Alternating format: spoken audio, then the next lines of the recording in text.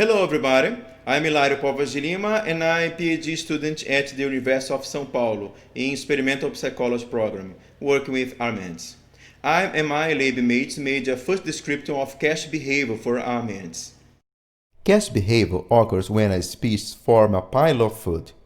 In ants, it can occur to store food inside the nest or to stake the colony trash in a remote place.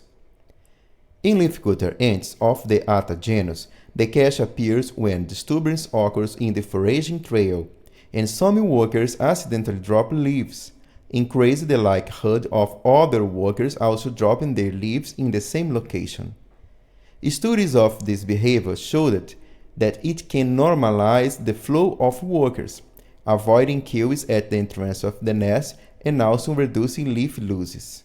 Like in leafcutter ants, arm ants also form caches on the foraging trail, but this behavior has never been investigated. Both leafcutter and arm ants forage on long trails to transport a large amount of food to feed colonies of thousands of individuals.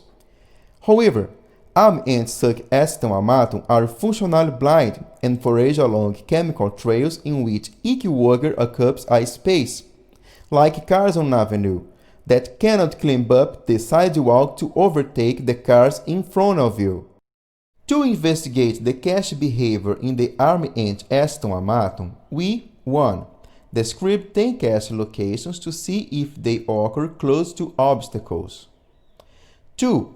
Measure the flow of workers before and after the cache carrying a prey, 2 or more prey, or without prey, to assess whether the cache changes the flow of workers.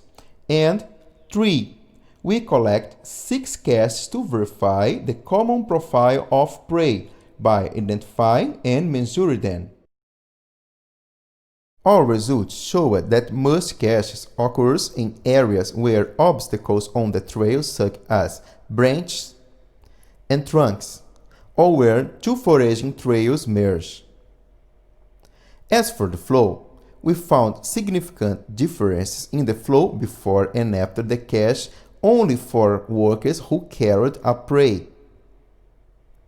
We found no significant differences in workers carrying 2 or more prey or without prey. And so, if we consider the general flow of workers before and after the cache, we find no significant difference. In prey profile, all prey were species from the subfamilies Formicidae, Dorylinae, and Myrmicinae. The total length of the prey ranged from 0.5 mm to 5.5 mm. However, on 5 preys was larger than 4 mm. We conclude that caches occur in locations with close obstacles or where two foraging columns merge into one, which could cause kills of stationary workers. However, flow analysis has shown that although few workers who carry a single prey stop in the cache, it does not affect the general flow. We also conclude that workers carrying 2 or more prey do not stop in the cache, and the prey found in the caches are mostly small prey.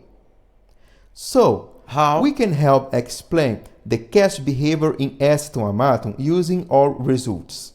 Moving in long trails on the Amazon rainforest soil can be costly because the soil has a lot of debris, creating obstacles for the arm ants. Eciton burkeli built bridges over obstacles using the workers' bodies, facilitating the flow of workers.